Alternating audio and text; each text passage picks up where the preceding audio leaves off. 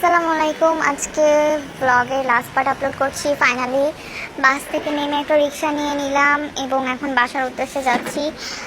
কাউকে আসতে বলি নাই, আমার আম্মুকে আসতে মানা করে দিচ্ছিলাম, কজ আম্মু সারাদিন রোজা রেখে আসাটা আম্মুর জন্য অনেক কষ্টের হয়ে যাবে।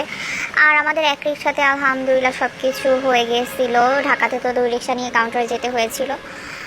তো এই তো বাসায় যাচ্ছি। আমি আপুর সাথে অনেক কিছু নিয়ে কথা বলছিলাম, বিশেষ করে পাখি অনেক গিয়ে হাংরি। ওদেরকে আমি 2টার দিকে ছোটো খাঁচাতে নিয়েছিলাম ওদেরকে, তারপরে পানি খাবার কিছু দেওয়া হয়নি।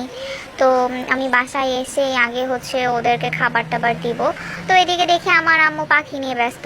ও মা, আমি যে তার মেয়ে আসছে, আমাকে যে একটু কথা বলবে, কেমন আছো কি, পাত্তাই দিল না ভাই। তার সে তার নাতি নাতি নিয়ে ব্যস্ত। তারপরে আমি খাঁচা নিয়ে চলে গেলাম, ছোটো খাঁচা নিয়ে পাখিদেরকে বড় খাঁচায় দিলাম এবং তাড়াতাড়ি খাবার পানি টানি দিয়ে দিলাম। খাবার দেওয়ার সাথে সাথে ওরা খেয়ে নিচ্ছিল। আমি বুঝতে পারছি যে আসলে আমার একটু ভুল হয়ে গেছে, খাবার নিয়ে নেওয়া উচিত ছিল। বাট আমি যে রোজা, আমি ভাবছি আমার বাচ্চারাও মনে হয় রোজা খাবে না। ওরা ওইভাবে জার্নি পথে খায় না, বাট ওরা সকালে তেমন ওই দিন খায়নি। তারপর আম্মু আমাকে খাওয়াই দিল, হুশ হলো যে তার মেয়ে আসছে। দেন আম্মু আমাকে খাওয়াই দিল। আমি খেয়ে সাইনাসের ওষুধ খেয়ে গিয়ে একটু আম্মুর সাথে গল্প করে দেন ঘুমাই গেছিলাম। সেই আম্মু আবার ডেকে দিল, ডেকে খাওয়াই দিল। বাসায় আসলে মেনলি আমি হাত দিয়ে খাই না, আমার আম্মু 3 বেলা খাওয়াই দেয়। তো ওই তো খাওয়া দাওয়া শেষ করে এখন একটা ঘুম দিব।